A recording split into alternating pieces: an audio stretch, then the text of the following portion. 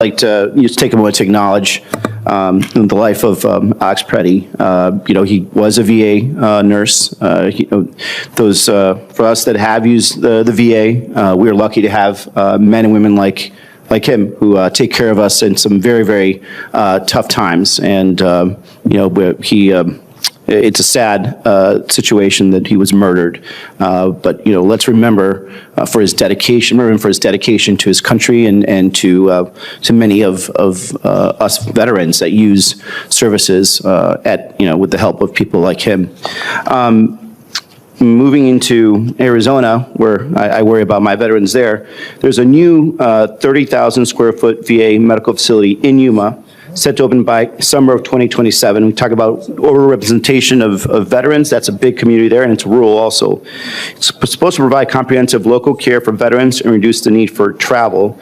So services will include primary care, women's health, therapy, lab and imaging, optometry, and audiology, all in one location, which is great.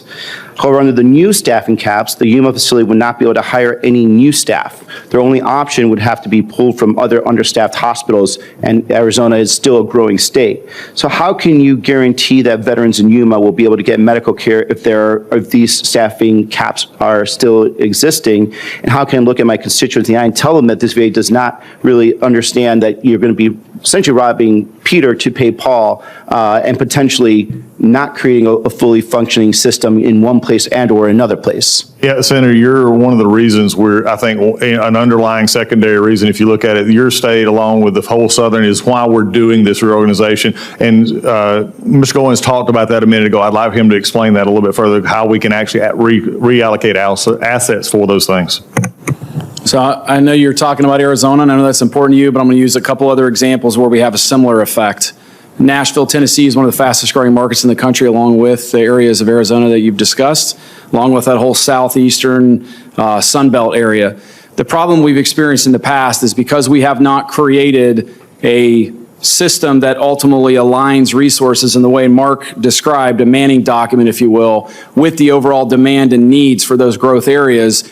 We have created pockets where we have far too many, in theory, resources. We've got to take our time to make sure that those are allocated appropriately on an enterprise level so that we can then reallocate resources in places where veterans are moving. And we know that happens to be in that same market. Veterans are a microcosm of society. So as a result, the goal is not to take what you saw go out saying this, again, based on what Mark said, this is based on overall needs of the system and use that in perpetuity. Over time, that changes. And if we see a higher need in a market like Arizona or Nashville, et cetera, some of those high growth markets, then the expectation is as an enterprise, we don't ask local markets to rob Peter to pay Paul. It's about assigning resources. So, and just to further that, the question is an issue of timeliness then, because it's good in theory, but then, government's not known for making decisions quickly, nor big bureaucracy. So, we're going to be opening up that VA facility. At the same time, you're starting this new process, and what I fear is there's going to be just an absolute drop of that. Now, moving on, kind of also related to that. So as of 2 weeks ago, the average wait time for new VA patients for individual mental health appointments in Arizona was 51 days.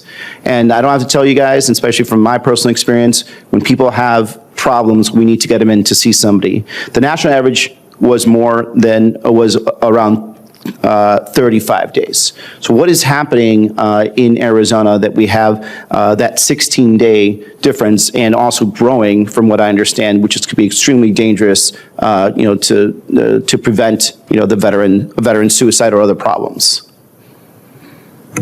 So in short, I'm not showing, again, I think there's a discrepancy in what you guys are presenting and what was presented earlier from Senator Blumenthal. I'm not showing the current national average of what you just said. What is your natural average? New patients or established patients? New patients. New patients are at 18.8 days as of yesterday. And for Arizona? I don't have Arizona sitting in front of me, but I can look at that and we can get back to you. Now, here's what I'll tell you. In almost every single market where we have extremely high velocity of growth for veterans, the wait times are more challenging there than anywhere else in the country. No, I understand that, but then now you have this program where you have caps and you're not going to be able to necessarily react into the timely manner when you have, if you want to call it market demand, and unlike, business, what you're talking about is potentially lives of veterans that are on the, knife's edge of suicide.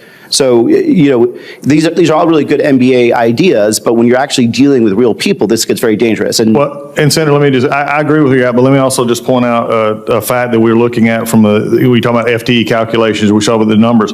In Phoenix itself, the number was 24% FTE growth over the last 5 years, 11% contact with the patient. So 11% not only went up 11%, 24% FTE growth. In Northern Arizona, 39% FTE growth at, again, only 11% actual contact. Southern Arizona, 18-2. These are showing that we can, and this is why we need this system to be able to move people where they need to so that we can handle areas such as yours. So Look, again, I know it's all in the middle, but we're working. Right, so FTE doesn't necessarily mean that it's the appropriate people that are actually dealing with mental health. It could be the janitor, things of that nature. So, Exactly. So I just want to make sure. Hit while we're doing this. Yeah. Thank Well, you. I'm not sure it's working in the way in a timely manner that's going to bring services to the people as they need it. If I could say real time, because it is somewhat sticky, right? I said earlier, private sector, they just lay people off. We're not going to do that. So over time, we have to do it kind of through attrition where it makes sense. In the meantime, what we have told our facilities and our network directors, if there is a critical need related to direct clinical care,